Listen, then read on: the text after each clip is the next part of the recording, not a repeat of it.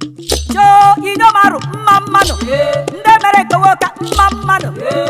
Chukwaki kemuru mudimma alaro kachama wokaraka wori jurabo amaru marama alaro kibo muru mudimma alaro marama wokaraka wori jurabo alaro marama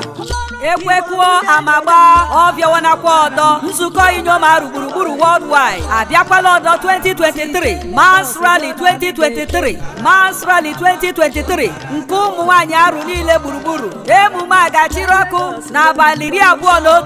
nke ọnwa 2023 n'elekere 10 nke ụtụtụ ebe a ga-anọ mee emume a bụ na Agri Primary School Ibom Aruchukwu onye ga-abụ onye isi oche n'emume a bụ Maazị Dikin Kingsley Okoro Kanu Eze Omenuko onye a na-etu King Mo ga-abụ onye isi oche n'emume a onye ga-abụrụ anyị ezinne pụrụ iche n'emume a ga-abụ Her Excellency Ezinne Maazị Priscilla Oti ọmụma asaa ahụ nwaanyị chapụrụ achapụ onye a na-etu ọnụụgụ nwunye gọvanọ Abia Steeti onye ga-abụ onye ọbịa pụrụ iche n'emume a bụ His Excellency Senator Orji Uzor Kalu Senator nke na-achịkọta Abia North onye eze pụrụ iche bụ Maazị Augustine Kanu Okoro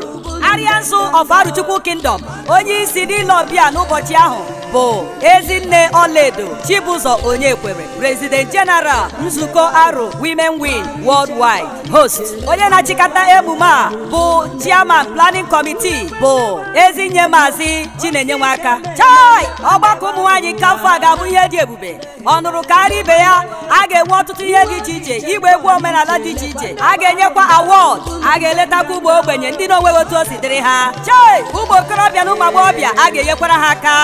anyị na-akpọku ndị di anyị ndị eze niile anyị na-akpọku ndị ikwu ndị ibe ndị ọdịnamma obodo Aruchukwu na-akpọku ndị enyi anyị na ndị agbata obi niile ka ha bịa nọnyere Inomaru n'emume a nke a ga-eme ọ ga-akpọtụkwa akpọtụ ọnụrụ karịa ibe ya